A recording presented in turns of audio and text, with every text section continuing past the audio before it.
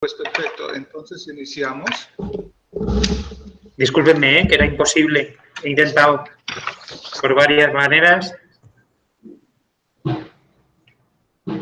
Estupendo. Bueno, iniciamos entonces.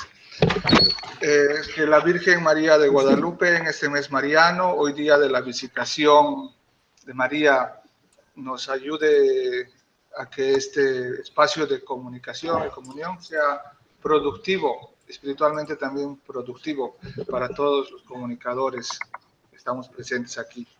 Iniciamos este conversatorio real con el tema la información religiosa, hacia dónde vamos. Para saber hacia dónde vamos en el ámbito de la información religiosa, es necesario conocer y analizar el contexto informativo actual, dominado por la velocidad de la producción y difusión de la información, la transmedialidad y la convergencia digital, el impacto de las redes sociales y las nuevas formas de consumir información. En este contexto, el tema religioso va tomando su peso específico como, digamos, un producto de periodismo especializado que los lectores necesitan para situarse en el mundo de la información.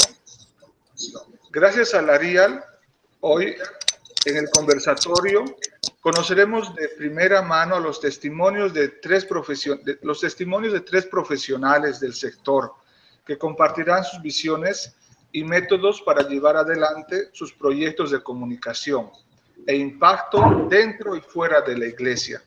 ¿Y cuál es el futuro que imaginan para este ámbito? Presento brevemente a nuestros invitados para después escuchar su testimonio y lo que tienen que decirnos. Alejandro Bermúdez es un periodista peruano. Es miembro de la Sociedad Católica Sodalicio de Vida Cristiana y actualmente radica en Estados Unidos, en Denver, Colorado. Es director ejecutivo de ASI Prensa. ASI Prensa fue fundada en 1980 por el sacerdote misionero comboniano alemán Alberto María John Mon, y su nombre original era Agencia Católica de Informaciones. En 1987, Alejandro asume la dirección y años más tarde, en el 2004, se crea Catholic News Agency, que es una versión en inglés de ASI Prensa. Él nos explicará. 10 años más tarde, el grupo ASI se fusiona con la cadena de televisión católica EWTN y actualmente es uno de los portales informativos más importantes de la Iglesia Católica. Bienvenido, Alejandro. Gracias por tu generosidad de estar aquí. Muchas gracias, padre. Un gusto estar aquí. Presento también a José Beltrán, que él se conecta desde Madrid. Él es madrileño. Es un laico comprometido con la familia Calasancia. Durante 10 años fue redactor jefe de la Sociedad y Religión del diario español La Razón. Desde el 2014 es director de Vida Nueva, revista con 50 años de trayectoria en España. Y recientemente en Sudamérica se trata de una revista que es referencia en el universo mediático de la información religiosa. Y desde hace unos meses, la revista una vez más se ha reinventado, abriendo el portal vidanuevadigital.es con información religiosa de actualidad. Bienvenido y muchas gracias, José, que siempre nos apoyas. Muchas gracias, Ariel, y a todos vosotros. Bueno, y está con nosotros, a quien agradezco muchísimo, Silvina, que es de casa, porque ella es la directora de la sección de la edición española del Observatorio Romano. Silvina nace en Buenos Aires, ha estudiado Ciencias de la Comunicación y como ciudadana italiana ha trabajado por más de 10 años como autora de programas de televisión en la RAI, en Canal 7 aquí en Italia, además de radio y televisión, radio y prensa escrita. Actualmente Silvina es directora de la edición semanal en español del Observatorio Romano. El Observatorio Romano es el periódico del Papa y del Vaticano. Se define a sí mismo como un periódico diario político y religioso. La primera edición fue publicada en Roma en julio de 1861. Al momento tiene ediciones diaria en italiano. Y semanalmente también tiene edición en varios idiomas. La edición castellana data del 1969. 2017 también hay una novedad en el Observatorio Romano porque nace una edición semanal para Argentina. Y Silvina, como les decía, es encargada de la edición semanal española. Gracias, Silvina. Muchísimas gracias, y bienvenida. ¿Nos escuchas, verdad?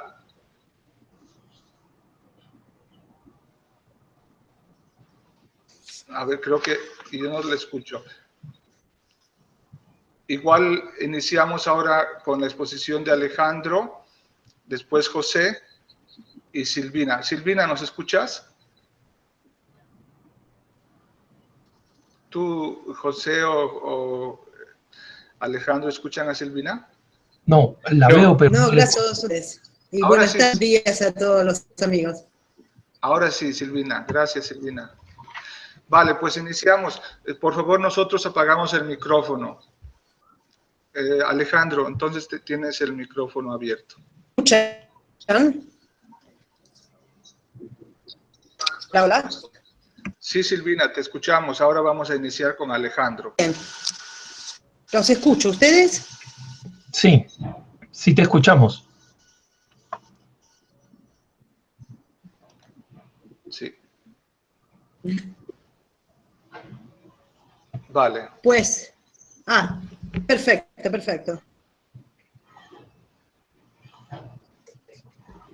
Vamos entonces, Alejandro.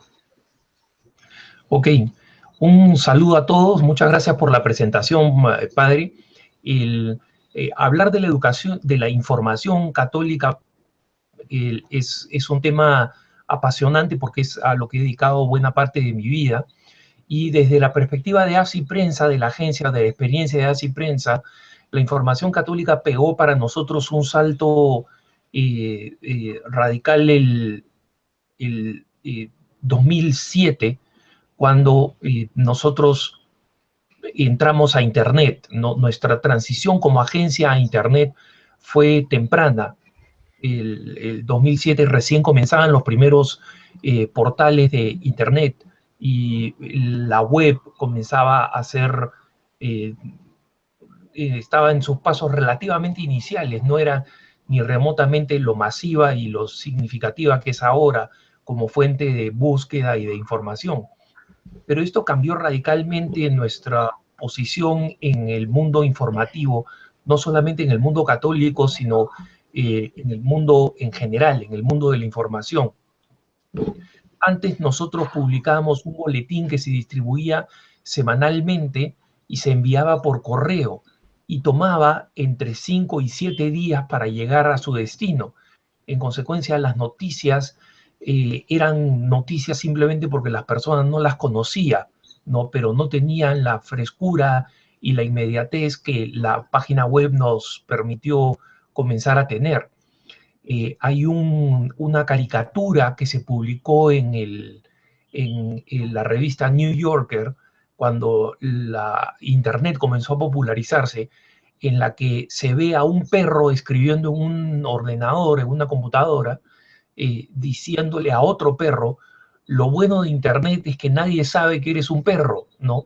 Y esta es una caricatura que yo siempre he tenido en mi escritorio de trabajo, porque efectivamente si uno hace el trabajo bien y lo organiza bien y lo hace con calidad y con impulso, no hay ninguna diferencia sustancial con cualquier otra organización informativa que tenga un número mucho mayor de personal o de recursos económicos detrás, ¿no? Entonces, yo he visto Internet en mis años de periodista como un igualador del campo de la información y una oportunidad tremenda para la información religiosa, ¿no? La información como nosotros la manejamos, la entendemos como la información católica, la entendemos como información no solamente sobre los eventos de la Iglesia Católica, es decir, que no solamente es católica por los temas que trata, sino que es católica porque proporciona una perspectiva católica a los principales eventos noticiosos. En consecuencia, es católica no solamente por los temas que aborda, sino por la perspectiva, y fundamentalmente por la perspectiva que aborda. Este tema de la perspectiva es muy claro para nosotros en Así Prensa, porque entendemos que mucha gente considera que la información católica, por ser tal abiertamente, podría ser una información que tiene una menor capacidad de ser información objetiva. Pero lo que hemos visto nosotros es que en realidad el hecho de que nosotros nos expresemos como una organización de información católica proporciona al lector un grado de conciencia sobre la perspectiva que ofrece el medio de comunicación que normalmente muchos medios seculares no ofrecen. ¿A qué me refiero? Me refiero a que muchas veces las noticias que nosotros recibimos exudan una ideología, pero esa ideología no es admitida por el escritor de la nota. El escritor de la nota pretende ser objetivo, ¿no? Y asume que su posición es entendida como objetiva cuando en realidad no es así. En consecuencia, para nosotros la información católica suele ser más objetiva en general que la información secular, y en el peor de los casos es igual de objetiva que las mejores prácticas periodísticas en los medios seculares, que lamentablemente estas mejores prácticas de información no son frecuentes, ¿no? Cada vez se extrañan más, de hecho. Esta es la razón por la cual nosotros creemos que la información católica como tal no es solo complementaria de la información secular, sino que en muchas ocasiones es alternativa a la información secular. Este concepto de complementaria y alternativa es muy importante para nosotros porque yo recuerdo un episodio en la cobertura de el fallecimiento de Juan Pablo II.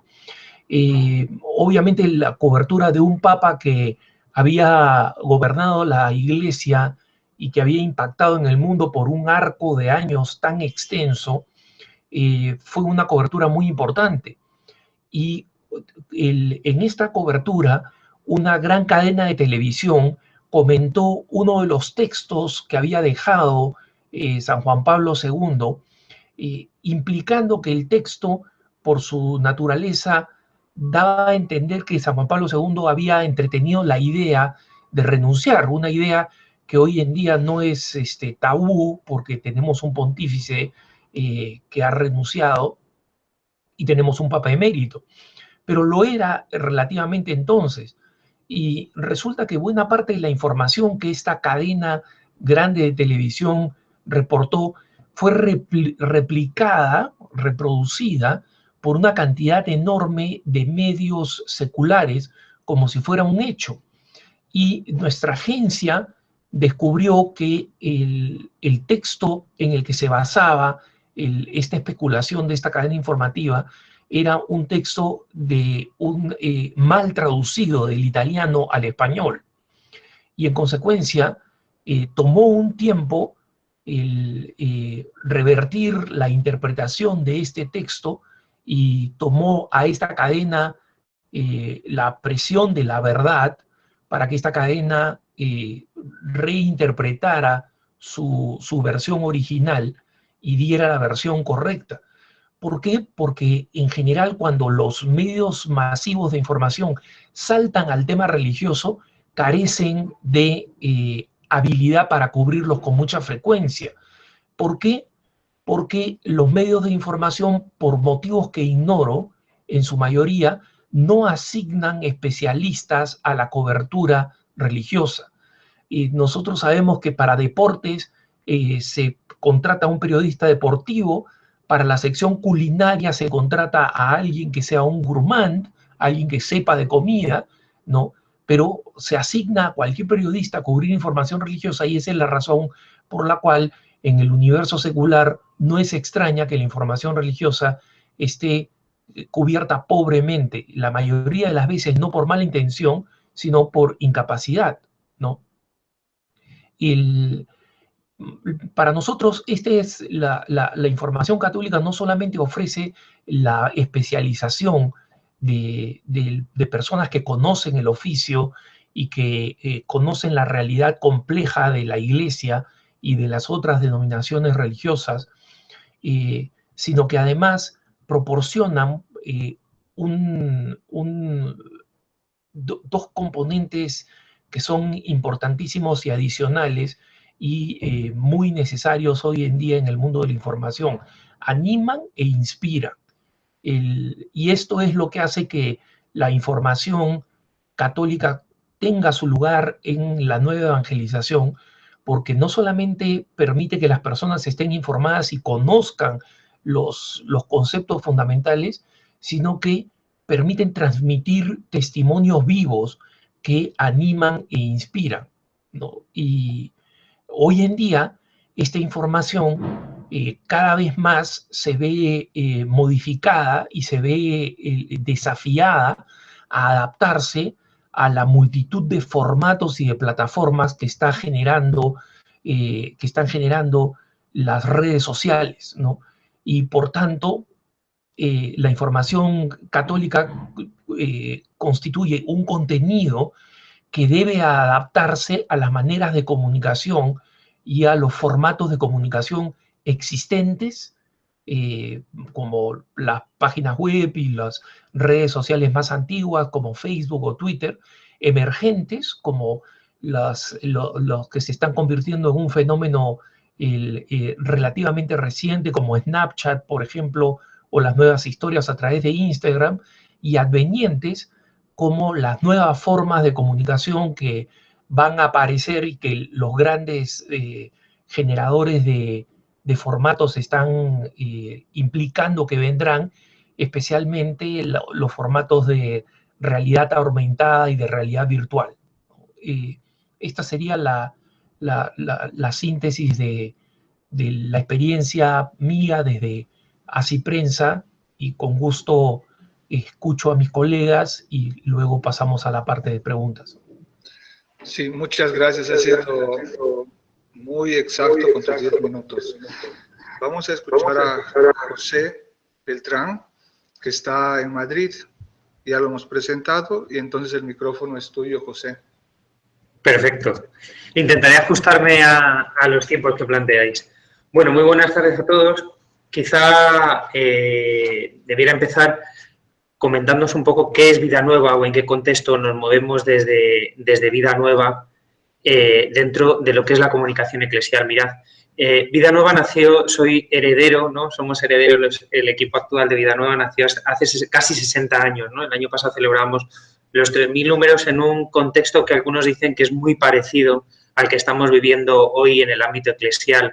Vida Nueva nace de manos de un grupo de sacerdotes y periodistas, laicos, con un empeño claro. Y este empeño claro pasa por traducir en España todo el ayuntamiento que venía de la mano del Concilio Vaticano II y de la mano especialmente en sus inicios de Pablo VI, en un momento difícil también para la historia de España, ¿no? Como sabéis, vivíamos en dictadura y se estaban empezando a dar los primeros pasos o los primeros síntomas hacia un sistema democrático. Ahí fue clave la figura del cardenal Tarancón, como en tantos otros aspectos, y evidentemente, ¿no? Ese salto de Tarancón, esa mirada de Tarancón de apostar por esa vía democrática, a la vez que apostaba por ese ayornamiento del Concilio Vaticano II, no fue muy bien acogido ni muy bien entendido, ¿no? Precisamente el año pasado celebrábamos un simposio en España en el que se dejaba claro, ¿no?, esa deuda que nuestro país tenía con Pablo VI, ¿no?, un papa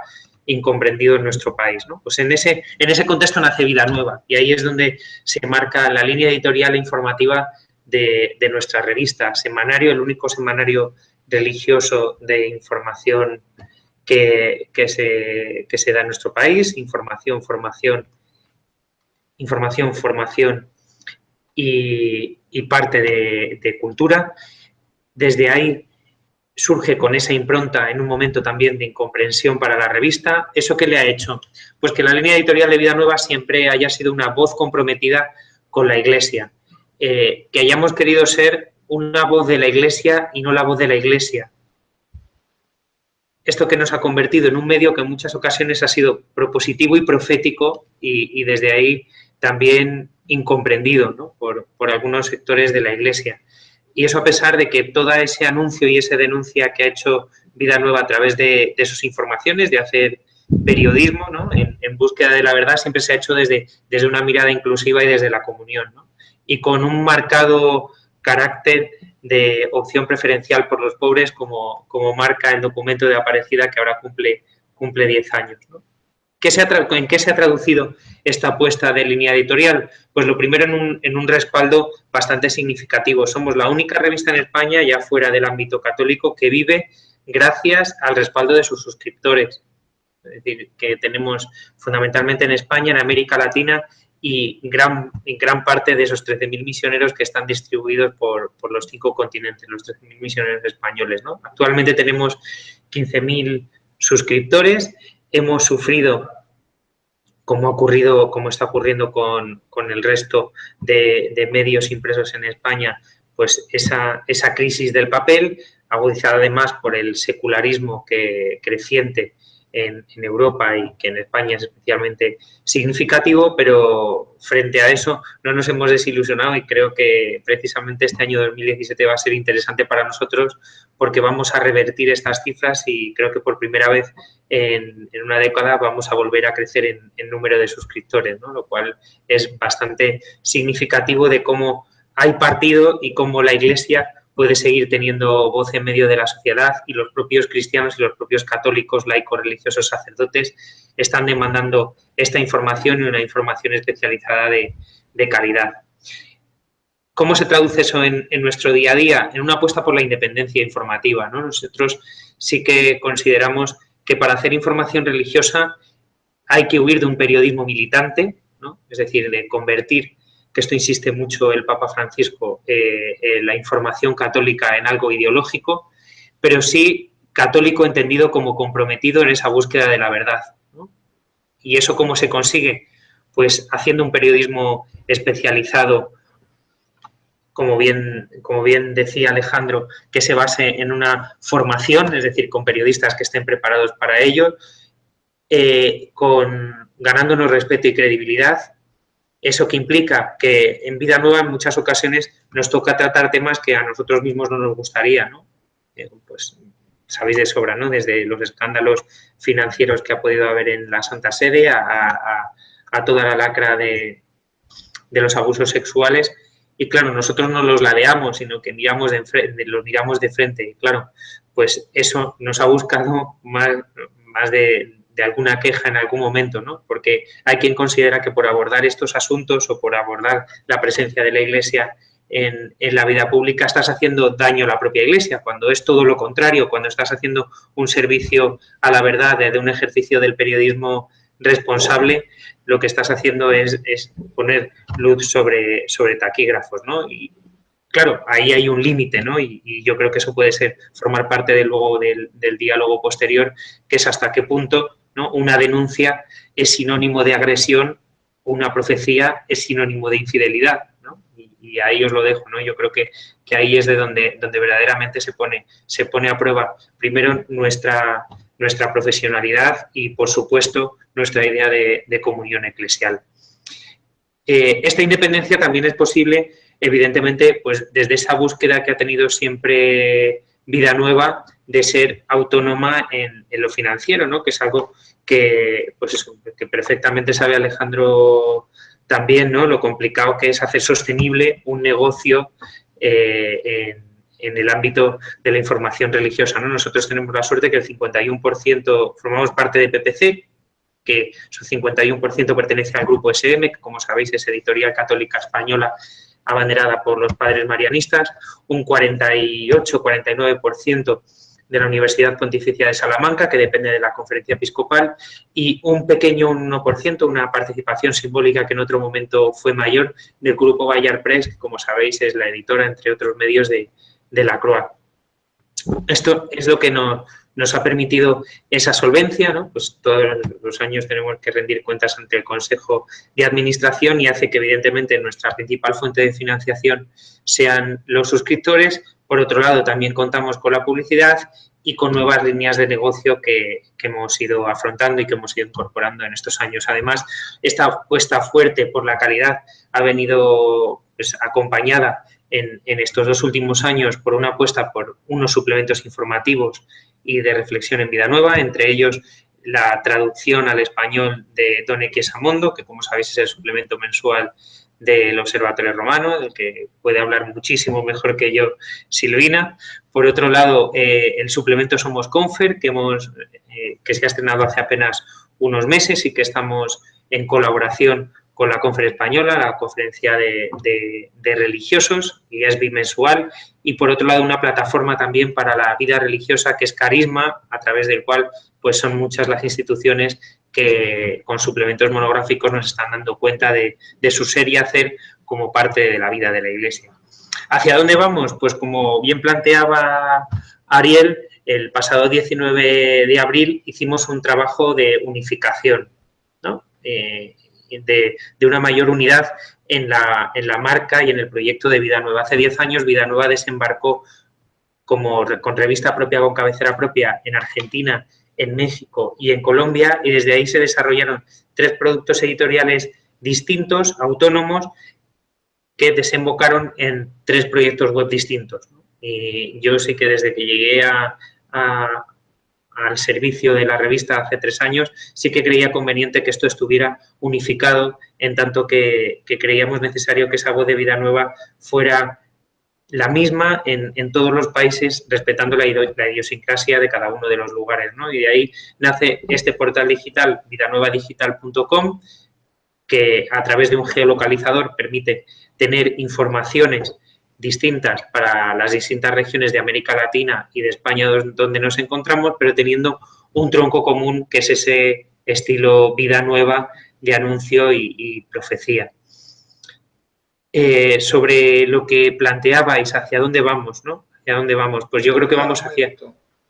Perfecto, hacia una sinergia de medios constante en el que yo sí que creo en la convivencia del papel, porque así lo están demandando, como os he dicho ahora, nuestros lectores, pero por otro lado creo que hay que saber cómo converger, y esa convergencia de medios está tanto en manos de los espectadores, lectores, internautas, como en manos de aquellos que pensamos los medios de comunicación, ¿no? de Iglesia. Creo que la Iglesia ha sido abanderada durante siglos en materia comunicativa, y creo que, aunque tarde, está subiéndose al carro de las nuevas tecnologías y de las nuevas formas de comunicar, ¿no? Yo siempre comento últimamente, y es una reflexión que tengo ahí, ¿no? Que hasta hace unos años, al menos en España, en la plaza del pueblo se reunían el alcalde, el farmacéutico, el párroco y el maestro de la escuela, ¿no? Eran como autoridades reconocidas. Esa plaza pública hoy ha cambiado y ya ni siquiera se reúnen ellos, ¿no? Todo el mundo está abierto a participar en esta plaza y la Iglesia no se puede quedar atrás, ¿no? Y ahí tiene mucho que decir cómo comunicamos, cómo nos situamos y si somos capaces de hablar de tú a todas aquellas personas, ¿no? A todos aquellos agentes sociales que se sitúan en la plaza, ¿no? Sea en el ámbito político, en el propio ámbito religioso, en lo que tiene que ver en ONGs y cooperación y, por supuesto, en el ámbito comunicativo. Vale, gracias, José. De hecho, estamos viendo los formatos distintos, ¿no? Así Prensa, una agencia que nace y se desarrolla digital, luego una revista, cómo se evoluciona, y ahora vamos a ver también el formato periodístico, por antonomasia, el de papel, y nos va a hablar de ello Silvina. Silvina, el micrófono es tuyo, vamos a ver que todo funcione técnicamente. Hola.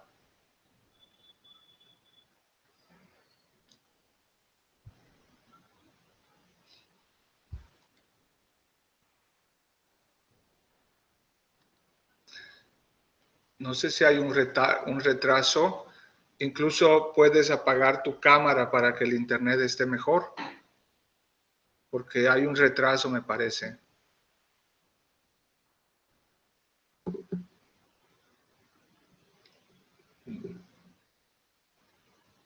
Vamos a ver.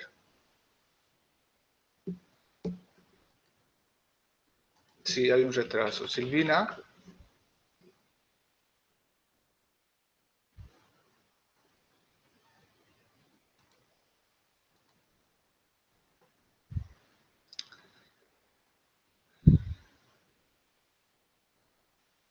Quizás tu micrófono tienes que activarlo porque no te ¿Me escucho. escuchan? Ahora te escucho, me parece que había un retraso, pero te escucho. ¿Me escuchan?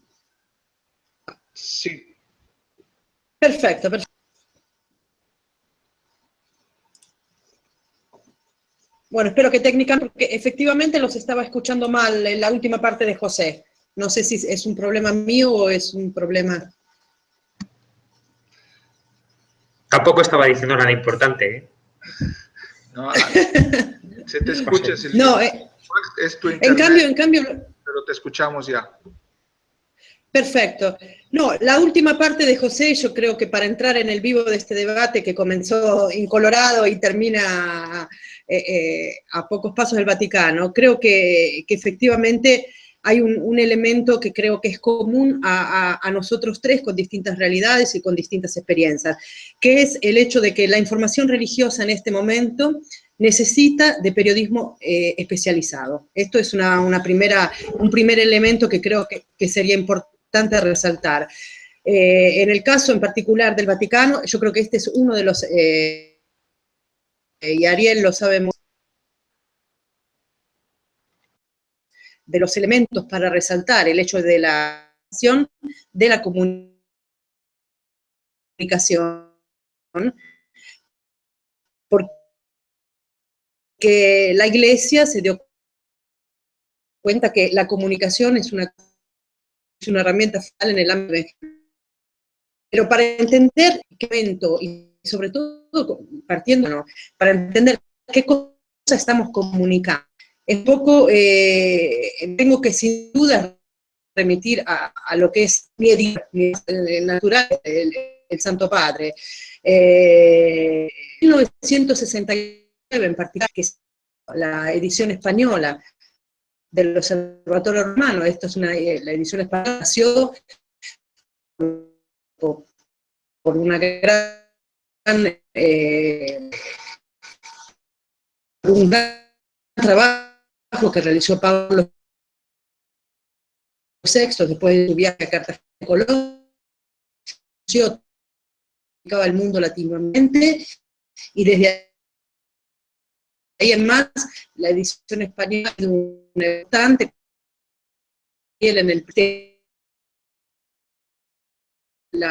con una nueva propuesta de la que es importante, pues, son contenidos de ida y vuelta, caracterizada por un periódico romano, con acción del Vaticano y todo eso.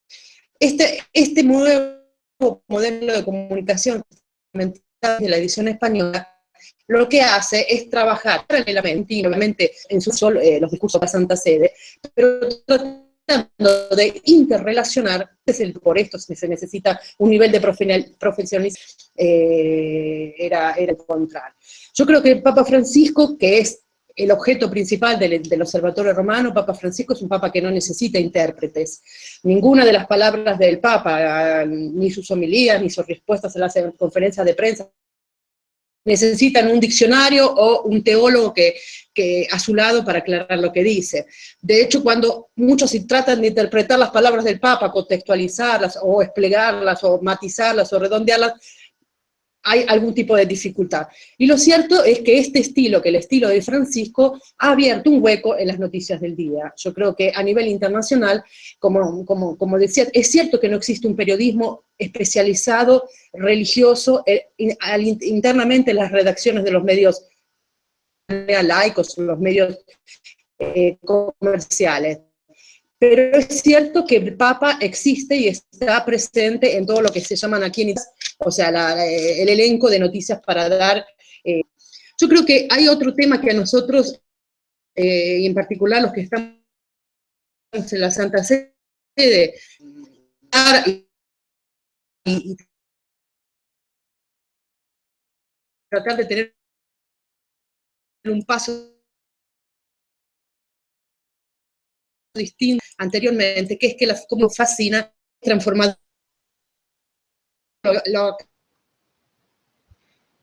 los Trump y el Papa Francisco. Silvina, discúlpame que te interrumpa, perdona. Una gran atribuye a nadie el papel de adversario. Lo que hace que sí, mira, pueda llegar de lleno al evangelio, fuertes señales, un lenguaje que no es abstracto, del éxito de la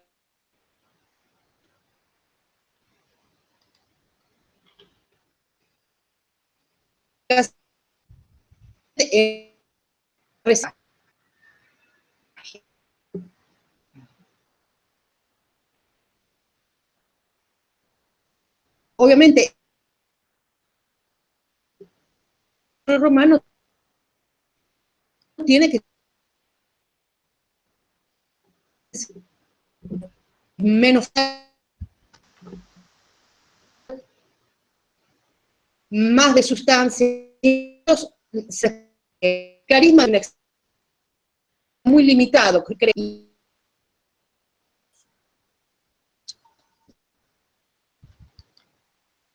Escucho.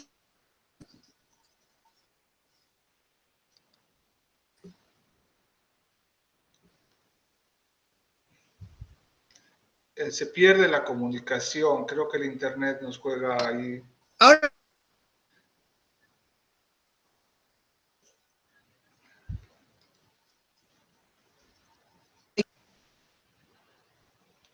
Silvina, ¿nos escuchas? Porque se corta y se pierde la comunicación.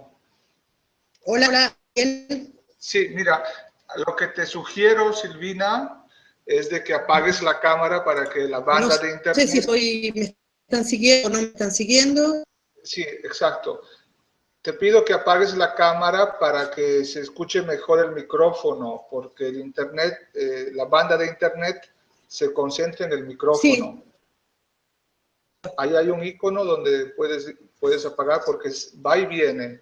Y lo que estás diciendo... Mira, aquí se te escucha mejor. Ahora se me escucha mejor. Sí, porque lo que estás diciendo se iba cortando, pero lo que se escuchaba de la hermenéutica, lo del Papa, veo que tiene un grandísimo interés y también interesantes reacciones en el chat del YouTube que nos están siguiendo. ¿Me escuchas bien ahora tú? Hagamos la prueba de hacer una síntesis.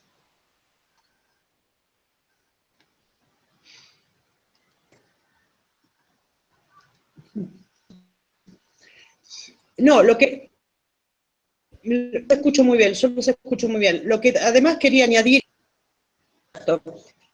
no, fundamentalmente la transformación de estilo y la de comunicar los contenidos. Yo diría que son los dos grandes ejes por los cuales el desafío del Observatorio Romano. Como decía José, el tema es, seamos testigos, nosotros en particular, y Ariel lo sabe bien, pero los novedosos que el Papa está introduciendo en la comunicación religiosa y en la comunicación vaticana. Quien trabaja en la Santa Sede, como también los que siguen, obviamente, toda la vida del Santo Padre, tienen comienzan su jornada con la homilía diaria de Santa Marta, muchísima novedad desde el punto de vista de la comunicación, con alguna entrevista personal que marcó, o sea, entrevistas personales sin guiones, sin acuerdos. Y esto tiene una repercusión, explicación religiosa, otros entre el Observatorio Romano. Otra, que no sé si pudieron seguirlo, es que el Papa tiene una repercusión, él mismo, sus mensajes, una repercusión mediática que yo creo que es importante y inusitada. Los títulos de las homilías de Santa Marta creo que los vemos en España, en Estados Unidos, en Argentina, y tengo la oportunidad de hacer una reseña de prensa en la cual me doy cuenta que hasta las actividades cotidianas de la Santa Sede vienen seguidas de una forma que tal vez en el pasado no existía.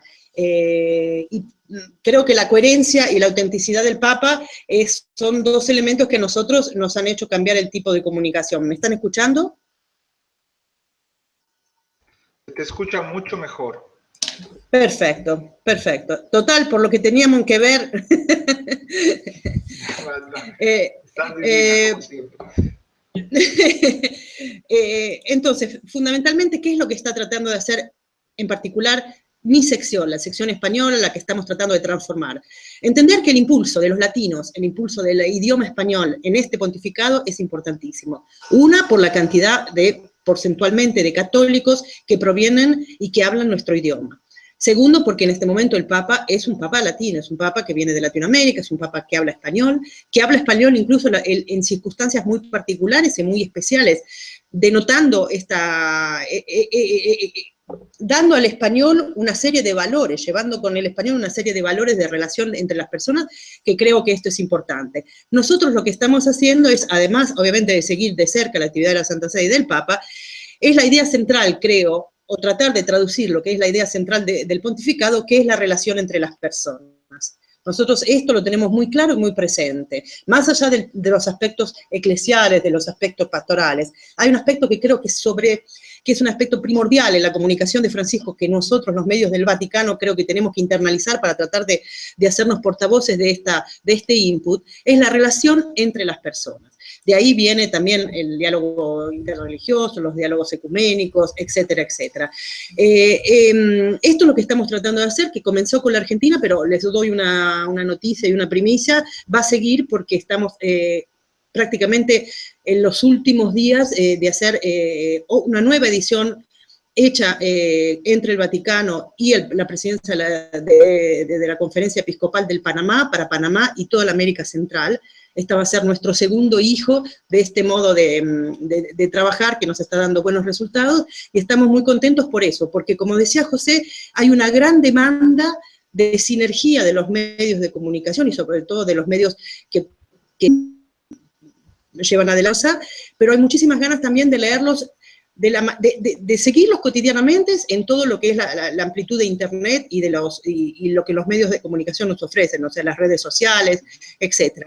Pero nosotros también notamos que hay una necesidad de tener el papel como protagonista de los grandes resúmenes y los grandes editoriales en los cuales hay que andar a buscar una idea más, una interpretación un poco más exhaustiva del Papa, y esto es lo que nos están pidiendo, por lo menos desde la América Latina, donde es verdad que las redes sociales son un elemento de novedad, donde es verdad que, como en el resto del mundo, existe una comunicación que pasa a través de las redes sociales y de Internet, pero gracias a Dios todavía existen formas de comunicación de tipo comunitaria, de tipo local, y creo que esto también,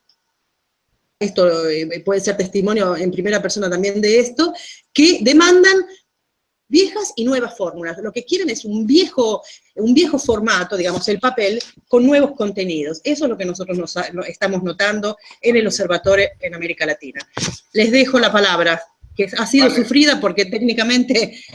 Pero te digo que se ha escuchado perfectamente, y además muy agradecido con mucho impacto por lo que se ve que las tres personas que están compartiendo con nosotros tienen en las venas sangre, pero también tienen en las venas periodismo.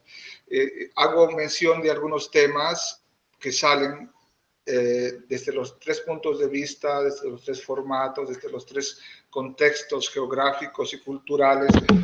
Se habla siempre de un periodismo especializado, pero que versus una falta de formación que también hay al interior de la Iglesia. Es muy interesante también cómo se han transformado los contenidos, y cuando yo los presentaba, también veía cómo es que cada medio de comunicación, independientemente de Así Prensa, Vida Nueva o el Observatorio Romano, si no se reinventa, se muere. Y hemos visto en esa pequeña presentación cómo se van constantemente reinventando, haciendo sinergias, haciendo redes con otros organismos. Daniel Cabaña, desde Argentina, nos va a leer dos preguntas. Espero que haya tiempo para una tercera pregunta, y entonces la respuesta ya es libre, o si quieren en el mismo orden que hemos empezado, Alejandro, José y Silvina. Daniel. Muy bien, buenas tardes a todos. Para los ponentes están las preguntas también escritas en el chat, como para que puedan visualizarlas. La primera pregunta lo siguiente. Como consecuencia de la credibilidad de los canales de información seculares, este tipo de información para garantizar mayor fiabilidad de la información que recibimos los fieles? Es una pregunta que llega desde Bogotá, en Colombia. ¿Se ha entendido o puedes leerla mejor? Porque me parece que se cortó un poquito. O si los ponentes los están leyendo en el chat, sí, que está a la derecha. Yo la he entendido muy bien, aparte que la leo. Perfecto, entonces vamos con Alejandro y José y Silvina. Bueno, primero las mujeres. No, amigos. Bueno, esto justamente es lo que yo trataba de decir, o esta es la sensación que tengo, justamente la respuesta a esta pregunta es la sensación que yo tengo cada vez que hablo con las diferentes conferencias episcopales de América Latina en particular.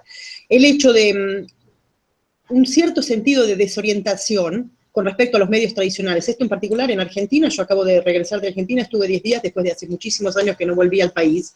Y cuando se habla de Francisco, cuando se habla de la información religiosa, pero no solamente cuando se habla de eso, también cuando se habla de situaciones de política internacional, veo que existe esa sensación como no sabemos a quién creerle, ¿no? Esta impresión de...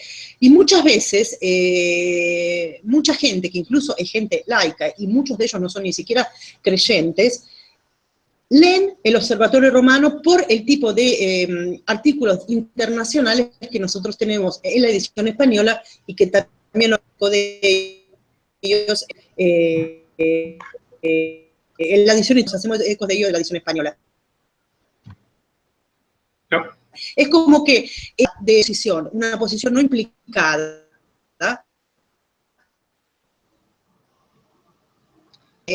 en la defensa de algunos de nuestros lectores desde América Latina. Esta no sé si José la comparte y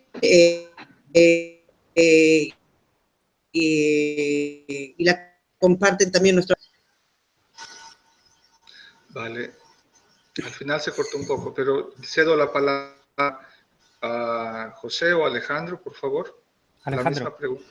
Alejandro. Sí, voy yo. Mira, efectivamente los canales que podemos llamar seculares, o que yo he venido llamando seculares para utilizar un término que puede ser empobrecedor, pero que permite por lo menos entender de qué hablamos, tiene una deficiencia en el secularismo. Es decir, no solamente son canales seculares, son canales muchas veces secularistas. Es decir, se basan en la creencia de que la religión no es importante para la vida de las personas, y la religión lo es, de una forma u otra, para personas de todo tipo de creencias y de no creencias. La religión cumple un papel importante en la manera como se relacionan las personas, y como señalaba Silvina, una sola figura, como es la figura del Papa, cumple un papel fundamental en el ámbito de la información de todo tipo, no solamente de la información religiosa. Por eso es que yo creo que experiencias de información religiosa son tan importantes, porque como yo decía en mi presentación, creo que no solamente son complementarias, de hecho lo son, sino que creo que son alternativas, ¿no? Que en muchas ocasiones... Exacto. Las personas no tienen esa información si no la encuentran solamente en los medios de información católica. Sí. ¿José? Yo creo que no se puede renunciar, ¿no?, a la presencia de que haya profesionales de información especializada religiosa en los llamados medios seculares o medios generalistas, ¿no? ¿Qué ocurre? Que en ese sentido, primero, hay que aumentar la formación, y es cierto, yo también estoy de acuerdo con esa mirada que podríamos llamar, laica o laicista, pero creo que está más ligada a no tanto a menospreciar, porque sí, la religión, sino por los estereotipos que hay creados en la sociedad, ¿no? Y desde ahí, ¿qué ocurre? ¿Qué es lo que hay que hacer? Pues trabajárselo. Es decir, Y ahí de nuevo el ejemplo es Francisco a la hora de, como bien decía Silvina, haber colocado temas en la agenda de la actualidad, ¿no? ¿Qué implica? Por un lado, trabajar lo que podríamos llamar o lo que en marketing se llaman las excusas comunicativas. Es decir, hay determinados temas que en la agenda de los medios generalistas no van a entrar, pero otros sí. Y ahí la Iglesia tiene mucho que decir, ¿no? El Papa Francisco, con esa credibilidad, sí que ha conseguido que temas eclesiales entren en la vida social, pero él ha sabido hacer de la diplomacia vaticana algo clave y relevante en la agenda de los medios internacionales, ¿no? En la información internacional, ¿no? Véase el caso de Cuba y Estados Unidos o Tierra Santa, con más o menos fortuna en algún caso, ¿no? Y habrá quien pueda polemizar sobre sus intervenciones respecto a Colombia, por ejemplo, o malinterpretar alguna de sus palabras en Venezuela, ¿no? Pero lo cierto es que sí que tenemos mucho que decir. Lo que creo que nos falta trabajarlo más para que precisamente nos ganemos sitio en lo que llamaba yo antes la plaza pública. Y por otro lado, eso en lo referente a los medios de información generalista o los medios secularizados o como los queramos llamar. Y por otro lado, creo que sí que tenemos que seguir trabajando en tener medios especializados. La Iglesia no puede renunciar tampoco a esta parte, ¿no? En tanto que sí que le permiten expresar tal cual como es su información y aclararla y clarificarla, ¿no? Pero no solo para el público en general, ¿no? Sino también para los propios católicos. Es decir, en muchas ocasiones nos vemos desorientados porque no entendemos un texto vaticano o no entendemos una determinada norma, ¿no? Y ahí los periodistas sí que tenemos una labor de traducción muy potente también para el pueblo de Dios, ¿no? Es decir, yo creo que esa labor solo se puede hacer si hay esa formación y, sobre todo, si hay una voluntad por parte de comunicar, ¿no? El otro día yo escuchaba a don Ginés García Beltrán, que es el presidente de la Comisión de Medios de Comunicación episcopal en nuestro país, ¿no? Y él decía que en muchos momentos hemos dado por hecho que por el hecho de ser obispo o ser sacerdote se sabe comunicar, ¿no? Y eso no se puede dar por hecho.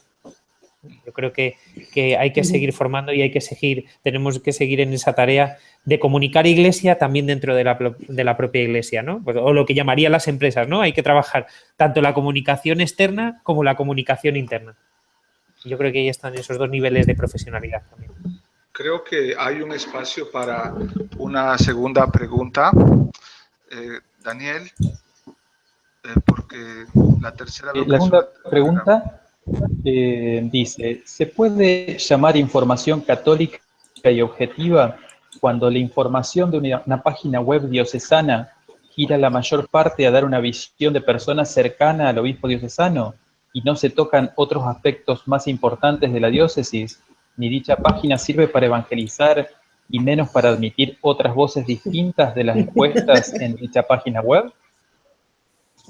Y nuestro amigo está un poco enojado, ¿eh? No, pero también yo creo que es el reflejo de la comunicación en algunas iglesias particulares donde te ponen las 3 o 4 páginas de homilía del obispo en la web y se piensa que por eso ya se está comunicando. Y no hay una traducción, no hay un servicio periodístico justamente. Pero bueno, ¿ustedes qué opinan? Silvina. Es lo que dijimos los tres, lo que dijo Alejandro, lo que dijo José y lo que creo que estamos muy de acuerdo. Hay una necesidad imperiosa de cambio de formación religiosa que nosotros estamos haciendo y tenemos que hacer todavía más, porque nos lo requiere el mercado, entre comillas, porque nos lo requiere los fieles de nuestra iglesia y porque la realidad de tener un papa que comunica de esta forma nos obliga prácticamente. Esto es lo que pienso. La profesionalidad yo creo que es una de las claves y creo que Vida Nueva en esto lo está haciendo de manera en particular porque lo sigo muy de cerca y los conozco, pero el esfuerzo de Vida Nueva es enorme y la calidad comunicación en el panorama religioso creo que sea un ejemplo a la nueva iglesia, que nace no con Francisco, pero que nace, creo, con la renuncia de Benedicto, ¿eh? No nos olvidemos que ahí, desde el punto de vista comunicativo, tuvimos un gran evento que creo que nos acompañó también para poder comunicar a Francisco. Sí. Creo que también Así Prensa tiene un ascendente muy grande sobre la comunicación en América Latina, porque muchas cosas se toman de ahí. Y debo decir, por ejemplo, los PDFs que envían con todos los discursos son muy interesantes. Pero a ver, ¿qué piensan ustedes, José y Alejandro? Alejandro. Bueno, yo entiendo el malestar del hermano que nos hace la pregunta. Sin embargo, hago una ligera defensa de las páginas web oficiales. No todas las páginas tienen la tarea de ser espacios de diálogo, de debate, necesariamente. Hay instancias para eso. Una página web oficial tiene un objetivo en el que la presentación de la información oficial es necesaria. Nosotros como agencia no podríamos funcionar si las diócesis no tuvieran los documentos oficiales de los obispos, porque nosotros hacemos el trabajo de síntesis, el trabajo de concentración en los puntos más importantes, con una perspectiva periodística, pero necesitamos las fuentes originales, ¿no? Entonces, las diócesis son las instancias que tienen que ofrecer esa información oficial. Y hoy en día en Internet, la persona que quiere crear un foro de debate sobre una diócesis lo puede crear. Hay diócesis que tienen foros de debate mucho más activos y frecuentados que las páginas web oficiales, simplemente porque han sido creadas por fieles para debatir. Ya es cuestión de ver si con cuánta buena o poca buena fe se debate, pero se han creado esos foros y en consecuencia con las herramientas que hay hoy en día en Internet, yo creo que es muy difícil tener una posición de quejarse porque la diócesis no tiene ningún control sobre la información y cualquiera que quiera crear una instancia alternativa o incluso competitiva, no digo que sea lo mejor, pero incluso si así quisiera, lo puede hacer. Entonces, la diócesis que se dedique a hacer lo que le corresponde. Es una fuente oficial, tiene que ser una fuente oficial confiable. Vale, vamos a intentar despedirnos dando paso a una pregunta más. Falto yo. Ay, Dios mío. Soy rápido. Discúlpame, José, disculpa. Para que decimos la pregunta. A ver, yo sí que estoy convencido de que iglesia somos todos, ¿no? Y si iglesia somos todos, todos comunicamos en la iglesia. ¿Qué ocurre? Pues evidentemente, una web diocesana, evidentemente a quien tiene por su voz y como cabeza reconocible y justificado, es decir, completamente justificado es a su obispo. De hecho, no echemos toda la culpa a los prelados, sino porque yo mismo, es decir, yo mismo como informador busco a una voz autorizada de la Iglesia en Valladolid, por ejemplo. ¿Y quién es la voz autorizada de la Iglesia en Valladolid? Pues evidentemente tiro siempre primero del arzobispo de Valladolid. ¿Qué ocurre? Que nosotros también tenemos que tener esa mirada más poliédrica, ¿no? Y de trabajar y decir, vaya, pues es que si es un tema social, a lo mejor tengo que hablar con la persona de Cáritas de la Archidiócesis de Valladolid, ¿no? Y no necesariamente con el obispo, que también. Yo creo que ahí también los gabinetes de comunicación de las diócesis están dando, o al menos lo que yo vivo aquí en España, un salto enorme. El perfil ha cambiado en estos últimos 7 años y ha pasado de ser, pues bueno, pues un sacerdote que le gustaba la comunicación, que controlaba algo de radio y tal, a profesionales laicos muy bien formados y que están teniendo esta amplitud de miras. Pero claro, esto también exige, si todos somos iglesia y todos queremos comunicar, todos nos tenemos que formar y no vale cualquiera para comunicar, porque si no se pueden generar auténticas crisis de comunicación. Si de repente un voluntario de Cáritas habla porque sí en nombre de Cáritas o un religioso, y eso lo hemos visto, habla porque sí en nombre de toda la vida religiosa, ¿no? O un obispo, ¿no? Puede pasar que un obispo diga algo y esa no sea la voz de la conferencia episcopal o la voz de la Iglesia. Yo creo que nos enfrentamos ante una nueva era comunicativa en la que los cauces son muchos, las fuentes son muchas, que se corren muchos riesgos, pero que también es cierto que esos riesgos hay que asumirlos y es una aventura en la que el Papa Francisco es el primero que quiere abordar. Bueno, gracias, José. De hecho, eres muy concreto como siempre y con tus ejemplos nos iluminas. Te pido disculpas porque hace un momento estaba muy distraído. Lo que vamos a hacer es despedirnos con una pregunta que le había pedido a Daniel que lo lea, pero es sobre las redes sociales. Entonces, mira, hacemos así. Daniel lee la pregunta, enfocando sobre el tema de las redes sociales, que no podemos dejar de mencionar cuando hablamos de información. Y cada cual, después en su respuesta, se despide y después cerramos la llamada. Daniel, entonces, la pregunta. Muy bien, Padre Ariel. La pregunta que surgió en varios momentos del chat es la siguiente. ¿Qué necesita el periodismo católico para posicionarse, para tener presencia en las redes sociales, teniendo en cuenta que allí se concentra la mayoría del público joven? Respondemos y nos vamos despidiendo. Entonces, Silvina, te agradezco, Gracias, y es difícil esta pregunta. Yo creo que un poco la síntesis de lo que decía Alejandro, de lo que decía José, de lo que decía José Ariel, es que estamos ante un estilo de comunicación que favorece sin duda la atención a lo esencial. El estilo de comunicación de Papa Francisco es evitando así en el trabajo cotidiano que lo secundario ocupe el lugar de lo sustancial. Y creo que este sería un poco el eje por el cual nosotros tenemos que caminar, el eje que nos muestra Francisco, ¿no? El hecho de que nuestro estilo de comunicación se ocupe de lo sustancial y no de lo secundario, se ocupe de lo esencial. Y los jóvenes esto lo entienden, porque los jóvenes buscan respuestas, porque los jóvenes buscan una orientación, porque los jóvenes buscan esa palabra. De hecho, el Papa Francisco basta seguirlo en las redes para entender como fenómeno de la comunicación y como líder espiritual de los católicos, sea muy seguido por todos. Por eso yo creo que, en síntesis, en una extrema síntesis, esto podría ser, creo desde mi punto de vista, el método. Vale. Y un saludo de despedida, ¿no? Sí, un saludo para todos ustedes. Lamento que haya sido una comunicación un poco difícil desde aquí. Pero ya se escuchó, se arregló muy bien. Alejandro, ¿qué opinas de ese tema de las redes sociales, que ustedes lo manejan tan bien? Es un tema muy difícil porque las redes sociales están cada vez incluyendo formatos de comunicación muy distintos. Hoy en día hay una generación que cuando habla en redes sociales piensa en Facebook y Twitter.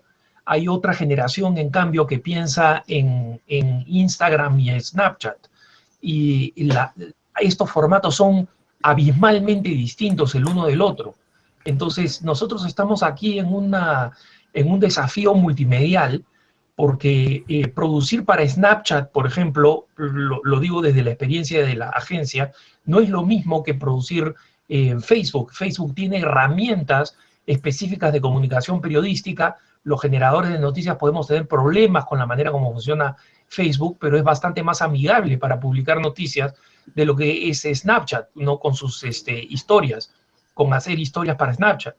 Entonces, yo creo que Silvina da en la clave cuando dice que de lo que se trata es de poder captar lo esencial, y es esencial presentarlo en los distintos formatos en los cuales hoy en día las redes sociales nos demandan, y eso incluye no solamente formación, sino capacitación tecnológica, que es lo que nosotros estamos tratando de hacer desde ASI Prensa. Y desde ASI Prensa les envío muchos saludos a todos. Gracias por habernos acompañado. Gracias a ti por Alejandro. La disponibilidad, Alejandro. José. Bueno, intento ser breve de nuevo. Creo que es fundamental qué contamos y cómo lo contamos y de qué herramientas disponemos, pero sobre todo es desde dónde lo contamos. Es decir, la actitud que tenemos a la hora de posicionarnos a las redes sociales como iglesia. Es decir, importante es esa formación, importante es esa audacia, pero sobre todo importante es una clave también de este pontificado que creo que es esencial, es decir, que es la misericordia a la hora de comunicar. Es decir, nos equivocamos si planteamos nuestra presencia en redes sociales como una apologética, si pretendemos imponer o si pretendemos ir a Twitter, a Facebook o a las demás redes sociales a pelearnos, ¿no? Estamos ahí para exponer y para exponer lo que tenemos, ¿no? Hablaba Silvina de los jóvenes. Los jóvenes lo que valoran es aquello que fomenta la convivencia y el encuentro, no lo que lo que les suena a normativo. Esto no implica que estemos claudicando ni que de alguna manera seamos tibios a la hora de exponer nuestro mensaje, pero la llamada que nos hace el Papa es hacia una cultura del encuentro y especialmente los comunicadores tenemos que apostar por ahí. Y si no somos capaces de entroncar con los jóvenes y con los no tan jóvenes, que nosotros tenemos seguidores en Facebook con unos cuantos que casi llegan a los 3 dígitos, ¿no? Sí. Sí, es decir, y que están entrando con una... No son nativos digitales, pero están entrando con una fuerza tremenda, ¿no? Si desde ahí no somos capaces de buscar puntos en común, es un fracaso comunicativo para la Iglesia. Es decir, creo que esa cultura del encuentro es posible. No solo es posible, sino que puede generar debates interesantes, ¿no? Nosotros, nuestra experiencia en Twitter, como en todos los sitios, hay más troles y demás figuras que pueden empañar cualquier debate, pero en cambio en Facebook, a través de nuestras publicaciones y de las propuestas que hacemos, sí que hemos generado un sano debate, ¿no? En ocasiones con opiniones muy encontradas, pero Facebook permite que la mayoría de los perfiles, por no decir el 90 y tantos %, es a cara descubierta y eso hace que sí que se genere un diálogo sincero con temas que verdaderamente importan a la gente y que verdaderamente son claves para la sociedad, ¿no? Desde los vientres de alquiler, la presencia de los divorciados en la Iglesia o el tratamiento de los refugiados y los migrantes, especialmente aquí en Europa, ¿no? Y ahí nosotros sí que hemos encontrado un caldo de cultivo muy interesante para reflexionar y para presentar los postulados del Evangelio sin que supongan una imposición o un muro, sino todo lo contrario, un puente. Así que, y con este puente de ideas me despido. Vale, pues yo les agradezco muchísimo una vez más. Han sido muy generosos para compartir su testimonio con nosotros. Hemos cerrado un ciclo de conferencias, han sido 7 durante esos últimos meses, donde nos han seguido muchas personas en América Latina y también aquí en Europa. Vamos a seguir después de agosto con este formato, con temas que también ayuden a la formación, ayuden a la información y a crear redes y sinergias, ¿no? Abrir mentalmente a esa conversión pastoral, a esa buena desclericalización también de nuestros esquemas a los que nos llama el Papa Francisco, pero a la conversión pastoral honesta y clara delante del Señor. Les invito a seguir contribuyendo y siendo parte de la red Real, que también está reinventándose, como nos pide el Papa y como nos pide el mismo ambiente comunicativo. Les agradezco, continuamos en comunicación y continuamos en comunión. Entonces, ¿ok? Nos cortamos la llamada ahora. Chao, Silvina. Chao, José. Todos. Muchísimas gracias, Ariel, por tu trabajo. Adiós. Chao, Alejandro. Chao, Daniel. Y a Daniel. Daniel, gracias por el soporte. Saludos. Chao, Daniel. Gracias, Daniel. Muchas gracias a todos. Chao. Chao, chao. Corto la llamada. Adiós.